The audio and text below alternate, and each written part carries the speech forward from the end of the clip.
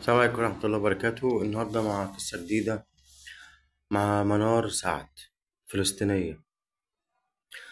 منار هنا يمكن هي لاحظين إن هي كانت بتتكلم عن مش الإبادة ولا المجازرة اللي بتحصل كل يوم وبنسمع عنها كل يوم، لأ ده هنا بتتكلم على المجاعة. عندهم حاجة اللي اسمها الطحين. في طحين مسوس ب150 دولار وطحين مش مسوس ب200 دولار. تخيلوا يا جماعة وصلوا للدرجة دي.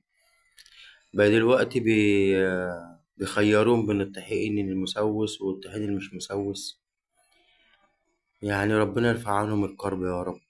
كل الدعم للمنار وشعب فلسطين، ربنا يرفع عنهم الكرب. يا ريت يا جماعة كل الدعم ليها وكومنت المنار. السلام عليكم ورحمة الله وبركاته.